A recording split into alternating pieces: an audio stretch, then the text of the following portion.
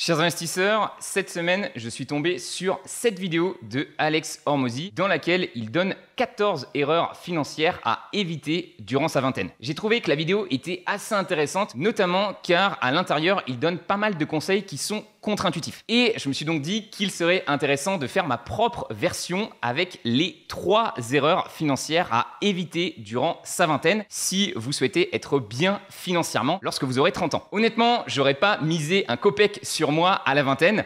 Sur cette photo, je suis à Miami Beach, je viens de lâcher mes études, je n'ai pas un sou en poche et je suis d'ailleurs en train de gratter à un mec que j'ai rencontré à l'auberge de jeunesse un tour de scooter des mers. Je me souviens, ça coûtait 50 $ et j'avais absolument pas de quoi me le payer. Et pourtant, 10 ans plus tard, vous devez le savoir, je suis devenu millionnaire. Donc malgré un départ qui était loin d'être idéal, eh bien finalement j'ai bien réussi financièrement au cours de ces 10 années et je pense du coup avoir pris des bonnes décisions financières qui ont fait la différence. On est donc parti sur ces 3 erreurs financières qu'il faut éviter selon moi à la vingtaine, histoire de pouvoir vous retrouver bien à la trentaine.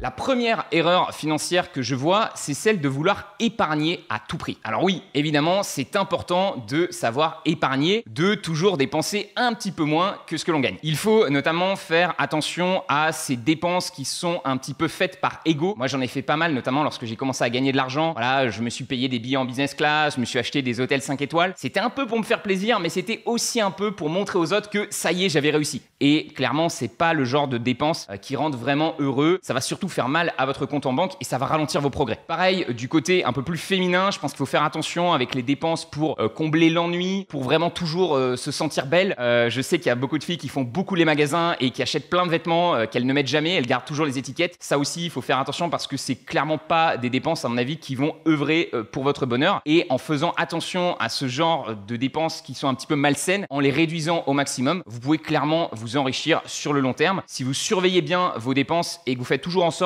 que à nouveau vos revenus soient plus élevés que vos dépenses, donc finalement vous vivez avec moins d'argent que ce que vous gagnez, automatiquement vous allez générer de l'épargne. Ça sera peut-être pas un pourcentage aussi élevé parce que là moi j'ai la chance d'avoir des revenus élevés, mais dans tous les cas vous allez générer de l'épargne et si vous générez de l'épargne et que vous l'investissez en bourse comme on en parle souvent sur cette chaîne, normalement vous devriez voir votre patrimoine grandir de mois en mois. Maintenant attention, même si épargner c'est bien, je pense qu'il ne faut pas tomber dans l'extrême. L'extrême pour moi, c'est le fait de devenir un super radin. Le super radin, c'est quelqu'un qui a vraiment son portefeuille collé dans ses mains et qui ne veut absolument rien dépenser. Il a découvert un peu le monde du FIRE, le monde de l'investissement, et il s'est dit ok d'accord, j'ai compris, en fait il faut vraiment que j'économise à fond, que je me prive de tout ce que je peux, histoire de pouvoir être millionnaire à 60 ans. Et donc par exemple je gagne 2000 € par mois, je vais dépenser que 1000 €, même 800 €, même 500 €. Je vais aller retourner vivre chez mes parents, je vais vraiment rien dépenser dans les loisirs et c'est comme ça que je pourrais investir le maximum pour in fine dans 30 ans être libre. Bon, je pense que vous avez compris dans mon explication le problème de cette approche. La première, c'est que pendant 30 ans, votre vie est horrible, parce que vivre avec 500 € par mois, honnêtement, c'est pas très agréable. Il y a des gens qui arrivent et si c'est votre kiff et que vous prenez beaucoup de plaisir à vraiment tout faire à la main et à consommer uniquement du gratuit, pourquoi pas? Il y a des Américains comme Mr. Money Moustache par exemple qui sont très orientés sur le fait de baisser énormément ses dépenses, mais je pense que pour la majorité des gens, c'est pas vraiment un objectif qui est réalisable. On a envie de se faire plaisir, on a envie de dépenser dans des choses qui sont intéressantes. Je vous ai mis cette petite anecdote qui m'a fait sourire une fois à une rencontre Trident. En fait, on avait un restaurant qui était organisé le soir et je me souviens qu'il y avait plusieurs membres qui étaient venus me voir et qui m'avaient dit je suis désolé Roman, je vais pas pouvoir venir au restaurant parce que j'ai envie d'économiser un peu plus d'argent et d'investir un peu plus en bourse. Alors je me suis dit pourquoi pas? C'est plutôt une bonne idée de se dire ok, je vais dépenser un petit peu moins, je fais attention à mes dépenses. Mais dans ce cas-là, je pense que c'était une erreur. Parce que finalement, venir à ce restaurant, passer du temps avec d'autres investisseurs, échanger avec ces gens-là, passer un bon moment, ça peut rapporter beaucoup de choses. Par exemple, il suffit d'avoir une conversation avec un investisseur qui débloque peut-être un blocage qu'on avait nous-mêmes et tout d'un coup, on va gagner plus d'argent. On peut aussi se retrouver à passer une superbe expérience, avoir un super souvenir. Et ça aussi, c'est très intéressant dans la vie. Et à nouveau, on parle d'un restaurant qui va coûter 15, 20, 30 €. Je pense pas que ça soit ça qui fasse vraiment la différence sur le long terme. Donc voilà, moi personnellement, je me suis jamais privé de restaurants, de bonne nourriture. J'ai toujours su investir en moi-même. Et assez jeune, j'ai compris qu'il fallait vraiment parfois dépenser plus pour gagner plus. Je me souviens, j'allais par exemple faire mes courses dans les magasins bio et je cherchais le légume le moins cher. Donc j'essayais quand même de faire des économies, mais c'était quand même du bio. Donc j'essayais d'équilibrer tout ça. J'étais en coloc aussi. Donc en fait, j'essayais vraiment d'économiser sur les pans qui n'étaient pas très importants. Je savais qu'en coloc, ça me faisait plaisir de vivre avec quelqu'un. Mais par contre, j'allais pas me priver de dépenser de l'argent dans ma santé ou dans des rencontres ou dans des expériences, des voyages. Donc vous l'avez compris, toute la difficulté, c'est de savoir dans les dépenses lesquelles sont intéressantes à faire et lesquelles sont mauvaises à faire. Pour moi, il y a 3 catégories de dépenses qui sont vraiment justifiées et plutôt qu'épargner votre argent, je pense que vous devriez dépenser votre argent dans ces 3 choses-là. La première, ce sont toutes les dépenses qui vous permettent in fine de gagner de l'argent. Donc tout ce qui va être considéré un petit peu comme des investissements en vous-même, notamment en ce qui concerne votre formation. En 2012, j'ai demandé à mon père de me financer ma toute première formation en ligne. Ça s'appelait Blogueur Pro et ça apprenait justement comment gagner sa vie avec son blog. Aujourd'hui, les blogs sont un petit peu moins à la mode et clairement, c'est pas une formation qui m'a transformé complètement, mais en fait, elle a été super importante parce que c'est la première fois que je mettais un montant aussi élevé en moi. J'avais du coup dit à mon père, s'il te plaît, finance-la moi et dès que je vais gagner de l'argent, je te la rembourserai. J'ai fini par pouvoir lui rembourser. Bon, ça a pris 2-3 ans, mais vous l'avez compris, c'était vraiment mon premier pas d'investissement en moi-même. Et forcément, quand on met comme ça une grosse somme en soi-même, on s'oblige un petit peu à la réussite. C'est la première fois que j'avais payé pour mon éducation et tout d'un coup, je payais vraiment beaucoup d'attention à ce qui se passait et j'essayais au maximum d'avoir de la réussite avec cette formation. Avec cette première formation, j'ai compris, ok, je mets 2000 € aujourd'hui et dans 2-3 ans, je vais pouvoir récupérer 10 000, 20 000, 100 000 € en compétences parce que j'aurais appris des choses que je n'aurais pas pu apprendre autrement. Et clairement, cette première formation, ça a été un énorme déclic pour moi. Derrière, j'en ai acheté plein d'autres pour vraiment monter en compétences sur tous les éléments qui me semblaient importants pour la réussite de mon projet entrepreneurial. J'aime bien cette image que donne Alex Hormozy de stacker les compétences. Donc finalement, la toute première compétence que j'ai appris, c'était apprendre à bloguer. Puis après, je me suis dit, ça serait bien de faire des vidéos. Donc j'ai appris à faire du montage et à me filmer, à la prise de parole en public. Puis j'ai appris les réseaux sociaux parce qu'il fallait poster sur YouTube, il fallait poster un petit peu sur Facebook. J'ai appris le copywriting, essayer d'écrire pour convaincre les gens, faire en sorte que ce que je publie, ça soit intéressant. Et puis le branding, le management, les opérations, le leadership. Vous voyez, vous stackez comme ça des compétences et forcément, au bout d'un moment, vous avez une valeur sur le travail qui est bien plus importante que quelqu'un qui se serait contenté de faire des études et de ne plus du tout se former par la suite. La deuxième catégorie de dépenses pour moi qui est complètement justifiée, ce sont les dépenses qui vont vous permettre de gagner du temps, notamment lorsque vous commencez à avoir un taux horaire plus élevé. Dans la vidéo, Alex Hormozy donne cet exemple. Il considère que c'est plus intéressant de prendre à emporter dans des restaurants versus aller faire les courses. Là, il donne les chiffres américains. Selon lui, ça coûte 100 $ par semaine d'aller faire les courses contre 150 $ par semaine seulement en prenant à emporter au restaurant. Alors, il a été forcément assez critiqué dans les commentaires par rapport à ce conseil-là. Il y a beaucoup de gens qui disent non, ça coûte quand même beaucoup moins cher de faire ses courses. Comment on fait quand on a des enfants? Si on mange au restaurant, ça va être moins bon pour la santé. En fait, je pense qu'on peut résoudre ce débat avec 2 questions simples. La première, c'est est-ce que cuisiner pour vous, c'est un plaisir ou une corvée? Il y a des gens qui adorent cuisiner, donc clairement, si c'est un plaisir, continuez de le faire, peu importe si c'est rentable ou pas. Par contre, si comme moi, vous considérez que cuisiner, c'est plutôt une corvée, voilà, ça vous embête, ça prend du temps, il faut laver, nettoyer, ce que vous cuisinez, c'est pas très bon parce que vous n'avez pas forcément les compétences nécessaires, alors dans ce cas-là, il faut vraiment se poser la question, est-ce que j'ai un taux horaire suffisant pour déléguer cette tâche qui m'emmerde? Si aujourd'hui votre taux horaire est faible, eh bien ça peut être rentable de cuisiner, mais si votre taux horaire est plus élevé et que vous avez notamment un business en ligne et vous pouvez donc travailler un petit peu quand ça vous arrange, eh bien tout d'un coup ça peut être intéressant de se dire ok, je vais payer pour ne pas avoir à faire cette tâche et ça va me libérer de la charge mentale et du temps pour pouvoir me concentrer sur mon activité. Je vous donne mon exemple personnel, ça fait maintenant 2 ans que je suis abonné au service de Season qui font donc des plats livrés à la maison. Vous voyez que je commande généralement 24 plats et ça me permet d'économiser un petit peu. Donc je vous rassure, c'est pas moi qui mange les 24 plats, on les divise avec ma chérie et ça revient, vous voyez, à 7,33 € le plat. Honnêtement, je sais pas ce que vous en pensez, moi je trouve que 7,33 € c'est quand même sacrément compétitif, sachant que parfois vous prenez un menu chez Paul avec baguette et coca et ça va vous revenir à 15 €. Donc voilà, pour moi le calcul il est simple, entre avoir l'idée de ce que je vais cuisiner, faire les courses, préparer, ranger les affaires, ça me prend facilement 1 heure par repas et vu que je fais 2-3 repas par jour, c'est facilement 3 heures par jour. Si je calcule mon taux horaire, j'ai la chance aujourd'hui de gagner environ 17 000 € par mois pour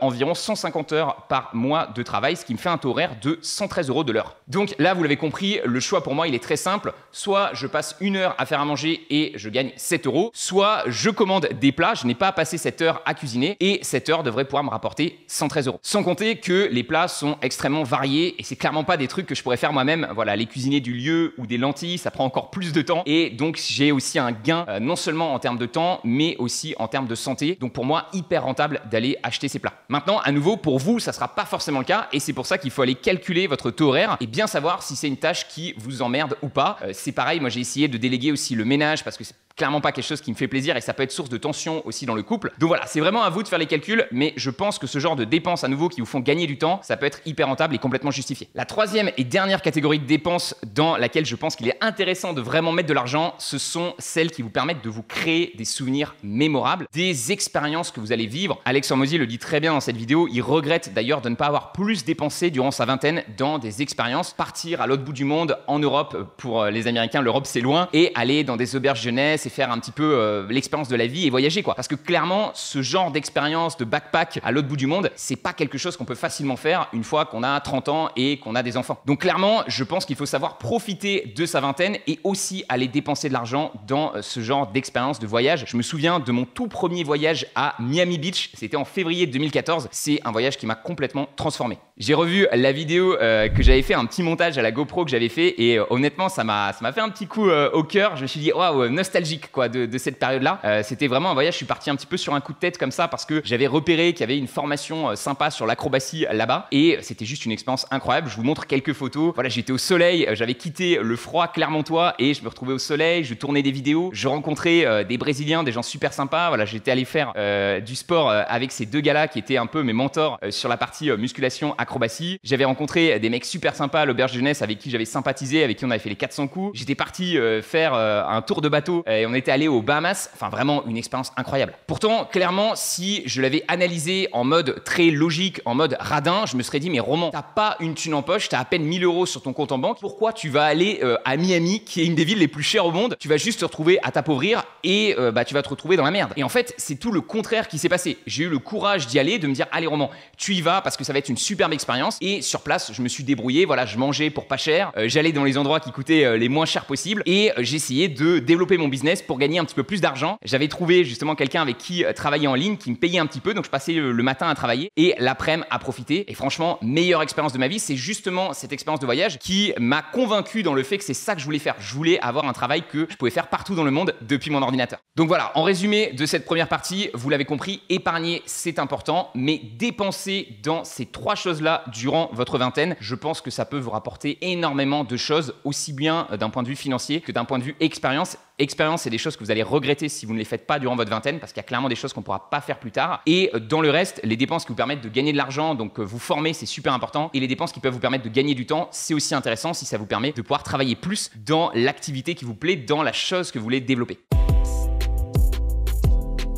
On passe donc maintenant à la deuxième erreur financière à faire à la vingtaine, c'est prendre le boulot qui paye le mieux. En fait, à 20 ans, je pense qu'il est clairement plus intéressant d'aller travailler dans une petite structure type start-up. Donc voilà, on va être 2-3 personnes dans l'entreprise, peut-être même une dizaine. Et généralement, dans ces petites structures, en fait, on sent vraiment qu'on a un impact avec le travail qu'on fait. Et surtout, on va vous confier beaucoup plus de missions parce que forcément, il n'y a pas un spécialiste dans chaque domaine. Donc, on va vous confier pas mal de missions et vous allez devoir apprendre plein de choses différentes. Et du coup, je pense que c'est plus intéressant d'aller bosser dans ce genre de petite structure plutôt que tout de suite démarrer dans une grande structure. Forcément, la grande structure, elle devrait pouvoir vous payer beaucoup mieux que la start-up, mais vous allez souvent vous retrouver dans un rôle qui est très fermé. Et je pense vraiment que quand vous avez la vingtaine, le plus important, c'est pas le montant d'argent que vous gagnez en termes de salaire, c'est les compétences que vous développez et qui prendront vraiment sens dans 2 ans, dans 3 ans, dans 4 ans, dans 10 ans. C'est là où vous allez vraiment pouvoir les rentabiliser en quelque sorte. À la vingtaine, vous apprenez des compétences et quand vous approchez la trentaine, c'est là que vous commencez à les monétiser. Moi, c'est vraiment ce qui s'est passé. En fait, de 20 à 25 ans, j'ai peut-être gagné 10 000 € et de 25 à 30 ans, je suis parvenu à gagner le million. Donc, c'est vraiment une courbe exponentielle et il faut vraiment se concentrer sur l'apprentissage de compétences parce que c'est ça qui va vous permettre vraiment de vous développer dans le futur. Là, évidemment, je fais un résumé. Il y a peut-être certaines grandes corporations qui vous permettent de développer des compétences et qui vont vous proposer de vraiment grimper les échelons et de gagner de plus en plus. Mais souvent, dans les grandes entreprises, on va vous dire, voilà, au bout de 10 ans, tu peux espérer avoir une augmentation de 4% ou de passer manager et de gagner 500 € de plus par mois. C'est pas ça qui fait vraiment une grande différence et qui vous permet de vous enrichir de manière énorme. Pour moi, ça se passe beaucoup plus dans des petites entreprises qui vont aussi pouvoir plus facilement vous donner des parts et vous mettre au capital de l'entreprise. Si je vous donne un exemple concret avec mon expérience, je me souviens qu'en 2013, j'avais un stage de fin d'études à faire. Donc, j'avais fait une année après le bac et ensuite j'ai arrêté mes études. C'était un bachelor donc à Clermont-Ferrand et je me souviens que tous mes camarades allaient faire leur stage chez Michelin. C'était la grande entreprise. Ça le faisait bien d'avoir un stage chez Michelin parce que ça faisait bien sur le CV de se dire voilà, j'ai bossé pour une grande boîte. Et moi, à ce moment-là, qu'est-ce que j'ai fait? J'ai décidé d'aller allé faire un stage chez un tout petit blogueur que je trouvais super intéressant. C'était un mec qui parvenait à gagner sa vie grâce à son blog en ligne et il partageait des conseils sur par exemple comment investir dans une place de parking. Donc il donnait des conseils en immobilier. Moi j'avais trouvé ça super intéressant, ça m'avait excité d'avoir quelqu'un comme ça qui partage de manière super transparente ses investissements. C'est d'ailleurs ce que je fais aujourd'hui sur cette chaîne. À l'époque, j'avais déjà commencé un petit peu à suivre cette formation blogueur pro, donc j'avais déjà quelques bases sur le blogging et donc je les ai contactés en disant les gars, j'ai pas besoin de salaire, voilà, je suis juste un stagiaire, vous pouvez me payer 500 € par mois, même pas, et vous aurez même des aides de l'État. Et moi, je suis là pour tout vous aider. Je connais déjà le blogging, donc je peux vous aider à améliorer vos SEO, donc améliorer finalement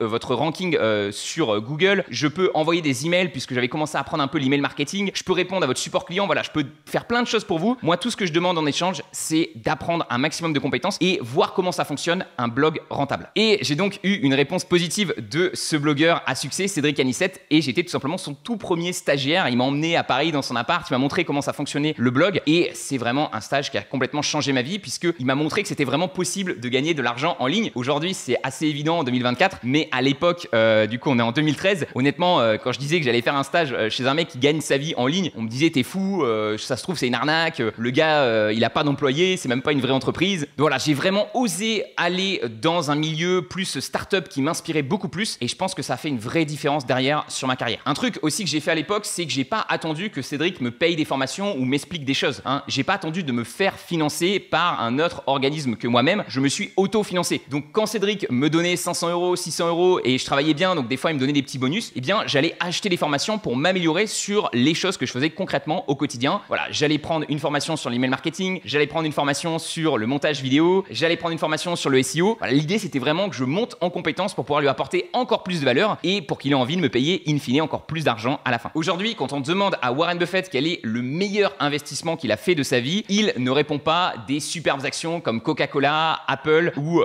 encore Moody's sur lesquelles il a gagné des centaines de millions de dollars. Non, il répond 100 € qu'il a investi dans une formation de Dale Carnegie. Dale Carnegie, vous le connaissez peut-être, c'est l'auteur de Comment se faire des amis, qui est un grand best-seller de livres. Et dans cette formation, c'était une formation en présentiel sur la prise de parole en public. Et Warren Buffett explique qu'en suivant cette formation, eh bien tout simplement, ça lui a donné le courage d'aller aborder des clients potentiels, de prendre confiance en lui et du coup de démarrer vraiment sa vie dans le business. Et pour lui, c'est le meilleur investissement possible puisque à partir de là, il a pu complètement développer son activité et tous les investissements qu'il a fait par la suite n'auraient pas pu avoir lieu s'il n'avait pas fait cette formation. C'est pour ça qu'il répète souvent que le meilleur investissement que vous pouvez faire, c'est un investissement en vous-même. The more you learn, the more you earn. Plus vous apprenez, plus vous gagnez et c'est donc super important de rester comme ça, quelqu'un qui apprend constamment. Il y a des gens sur cette planète qui gagnent 10 fois plus que vous, 100 fois plus que vous. Ils savent probablement des choses que vous ignorez. Si vous payez ces gens-là pour qu'ils vous apprennent comment ils ont fait, eh bien naturellement, vous allez vous aussi pouvoir multiplier vos revenus par 10, par 100,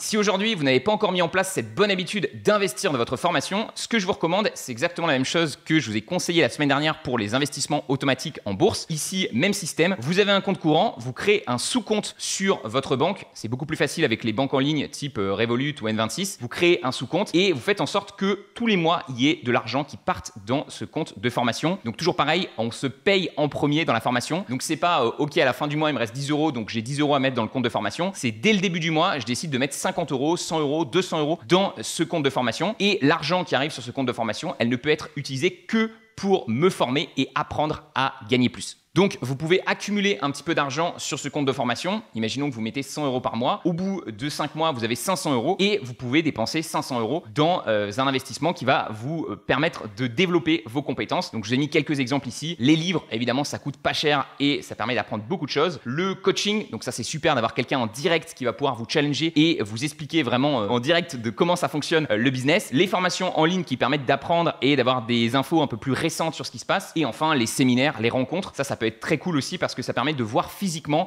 la réussite en face de nous. Évidemment, il existe plein de ressources gratuites que vous pouvez utiliser si aujourd'hui vous n'avez pas beaucoup d'argent à investir. Vous avez tout ce qui est sur YouTube. Vous avez également en France beaucoup d'aides qui sont données à la formation. Vous avez le fameux compte CPF qui vous permet de financer des formations. Je crois que maintenant c'est un peu plus limité, il faut quand même mettre un petit peu d'argent, mais ça vous permet de financer des formations qui pourraient coûter un peu plus cher. Après, attention, j'aime bien cette citation de Russell Brunson qui dit « You pay to pay attention ». Vous payez pour payer attention, pour faire attention. Ça marche toujours mieux évidemment en anglais. Et donc pour moi, moi, rien ne remplace le fait de vraiment investir vous-même de l'argent dans cette formation. Je pense par exemple à la toute première formation que j'avais suivie, Blogueur Pro. Si elle m'avait été offerte, si elle avait été gratuite, à mon avis, je l'aurais suivie avec beaucoup moins d'intérêt que là, le fait d'avoir engagé 2000 €, qui n'étaient même pas mes propres 2000 €. Forcément, j'ai suivi la formation en mode je veux être le meilleur élève et je veux appliquer absolument tout ce qui va m'être conseillé. Et c'est uniquement évidemment avec cette détermination-là qu'on peut obtenir de très bons résultats sur le long terme. C'est jamais une formation qui va tout changer, mais si vous êtes une learning machine, comme dit Charlie Munger, vous êtes sans arrêt en train d'apprendre des choses et sans arrêt en train de les implémenter, ce n'est qu'une question de temps avant de voir vos revenus exploser.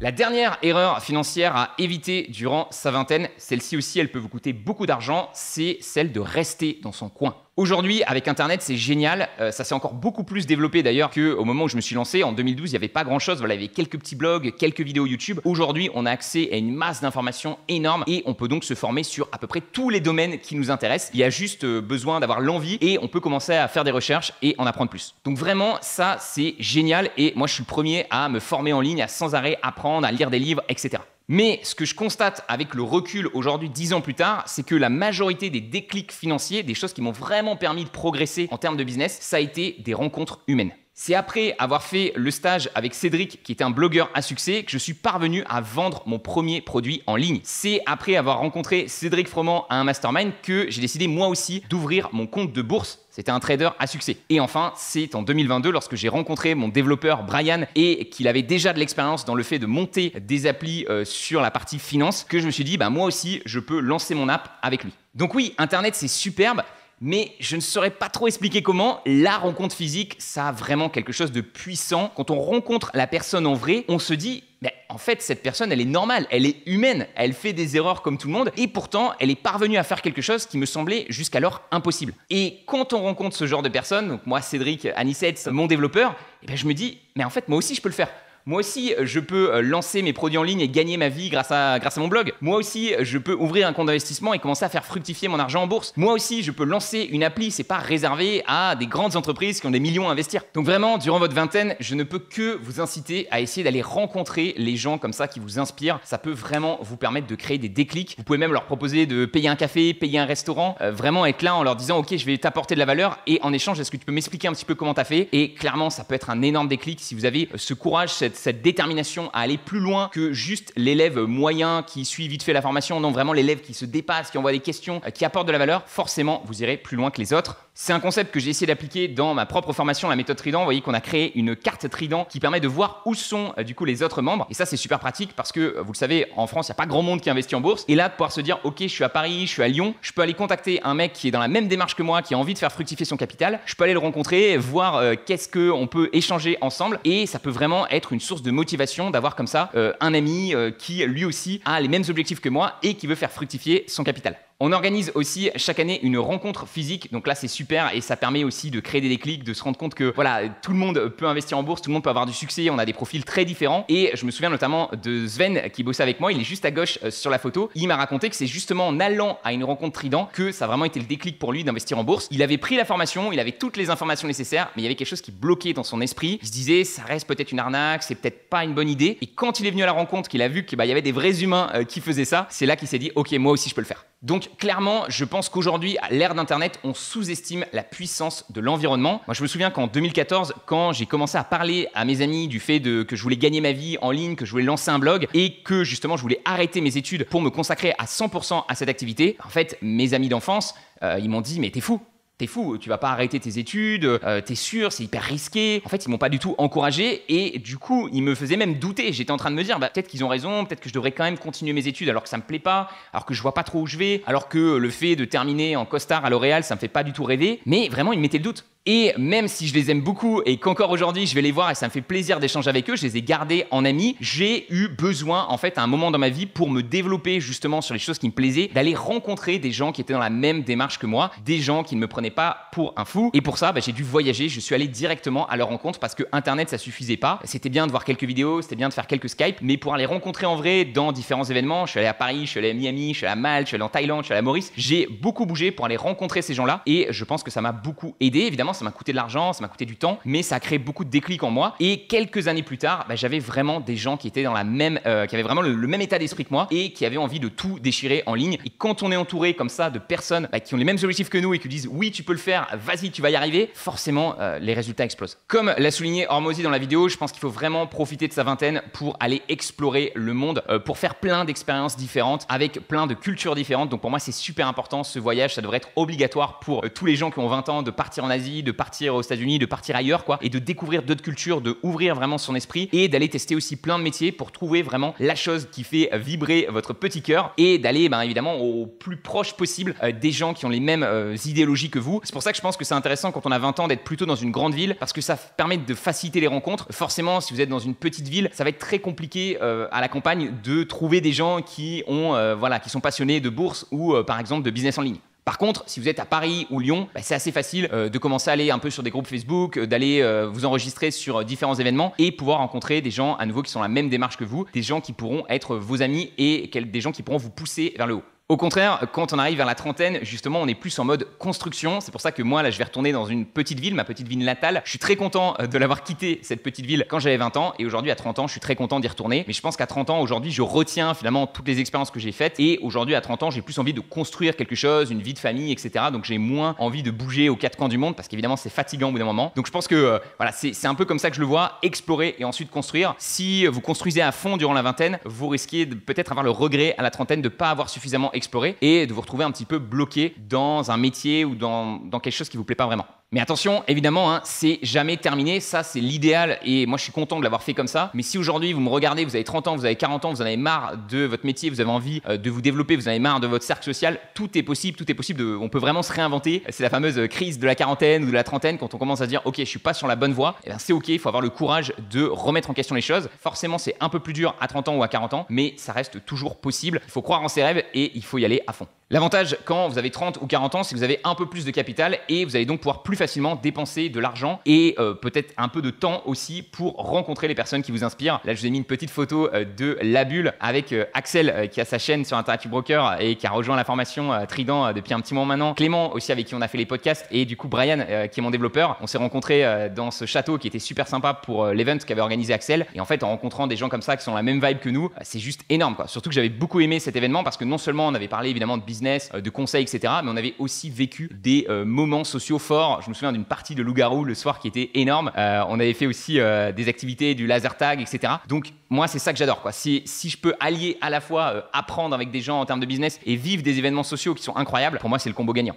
Et encore aujourd'hui, je n'hésite pas à mettre de l'argent pour aller à ce genre d'événement. J'ai réservé l'événement pour justement l'année prochaine, La Bulle, à 650 €, vous le voyez. Et je me suis également pris la rencontre de Xavier Delmas à Bordeaux. J'ai vu qu'il organisait des masterclass. Xavier, c'est quelqu'un que je suis depuis un petit moment sur YouTube. J'aime beaucoup le genre de vidéos qu'il fait. Je trouve qu'il est assez bon. Et c'est justement super intéressant d'aller me former auprès de lui, de voir si on a des méthodes d'investissement qui sont un peu différentes, pouvoir discuter aussi directement avec lui en live. Pour moi, ça vaut largement les 500 €. Et donc, j'ai pas hésité à les mettre et j'hésite pas à continuer comme ça de réinvestir l'argent que je gagne parce que je sais que ça me permettra d'en gagner encore plus sur le long terme et ça me permettra à nouveau de développer mes compétences et d'ouvrir mon champ et de vivre des superbes expériences. Voilà donc les amis, les 3 erreurs financières selon moi qu'il faut éviter durant sa vingtaine. La première, c'est de vouloir épargner à tout prix, donc passer en mode méga radin et ne pas savoir dépenser dans les choses intéressantes. La deuxième, c'est tout de suite se diriger vers un boulot qui paye le mieux ou le boulot qui est le plus socialement accepté dans une grande entreprise dans lequel on va pas forcément s'épanouir, dans lequel on va pas forcément monter en compétences. Et la troisième erreur, c'est de rester dans son coin, de penser qu'on peut tout apprendre sur Internet et qu'il n'y a pas besoin d'aller rencontrer des gens en physique. Et voici donc mes 3 conseils financiers à appliquer si aujourd'hui vous avez la vingtaine et que vous souhaitez être bien financièrement à la trentaine. La première, c'est de ne pas hésiter à dépenser aux bons endroits, donc dépenser dans des choses qui vont in fine vous permettre de gagner plus d'argent, par exemple des formations, dépenser dans des choses qui vont vous permettre de gagner du temps. Je vous ai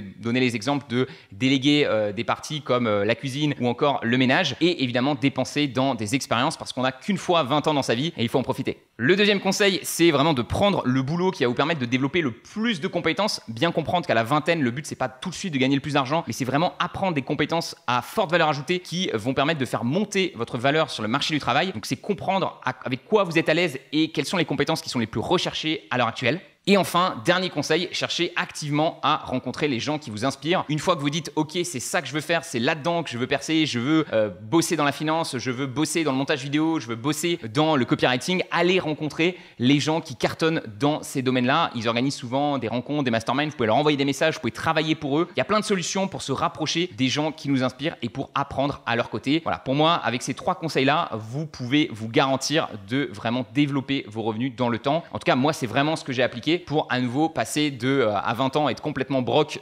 et avoir lâché mes études, à 30 ans, avoir 1 million et un business qui fonctionne bien. J'espère que cette vidéo vous aidera à prendre de meilleures décisions financières durant votre vingtaine et je vous souhaite le plus grand des succès dans vos projets, aussi bien personnels que professionnels. C'était Roman.